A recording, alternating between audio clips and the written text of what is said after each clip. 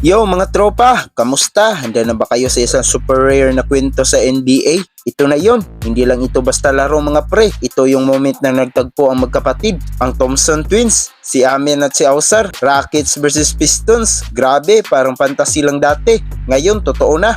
Pero hindi yan natapos sa yakapan lang mga pre, may kiskisa na nangyari. Simulan na natin. Unang-una pa lang, pinakita agad ni Amin ng Rockets ang galing niya. Tingnan mo yung tira niya, hindi yan basta-basta. Pero ang mas solid, itong pass niya. Kita mo yung vision, ang galing magdiskarte. Parang nakikita na niya yung future ng play. Pero syempre, Rockies pa lang. May mga oops moments din. Pero solid yung potential mga pre. Ayan na, si Kuya Ausar naman ng Pistons. Biglang umarangkada. Tingnan mo yung mid-range jumper niya. Pumasok, ang ganda ng footwork. At syempre, yung beautiful move na pinakita niya. Ang linis ng galaw. Pinapakita niya na di lang siya athletic. May skills din. Kaya pala napunta sa NBA ang dalawang to. Okay, ito na ang inaabangan. Alam natin na ang Thompson Twins, kilalang aggressive maglaro. Tignan mo tong kiskisa ni Ausar. Hindi siya nagpatalo. Grabe ang init ng ulo. Walang kapatid-kapatid sa court. Maya-maya lang, si Amin naman at si Jalen Dorin. Nako, mukhang bad trip na si Dorin kay Amin. Ang tigas ng depensa ni Amin. Hindi maipasa. Kaya yan, nagka-shoving match. Hindi yan basta-bastang foul mga pre. Ibig sabihin, nakakainis magbantay ang kambal na yan. At ito pa ang kasunod mga pre. Next position, nagbagaan ulit sila. Si Dorin mukhang nainis na talaga. Ayun, elbow kay Amin sa mukha. Kaya naman, ejected si Dorin. Grabe mga pre, iba talaga ang effect ng Thompson Twins sa kalaban. Ibig sabihin, seryoso sila. Hindi sila nagpapatalo, kaya nagagalit ng kalaban. Balik tayo sa laro. Ang second quarter, si Ausar hindi pa tapos. Tingnan mo to mga pre. Rip it from him. Nag-steal. Tapos kung sisimulan pa niyang ipasok yung mga 3-pointer na yan ng consistent, sabi nga sa video, is literally unstoppable.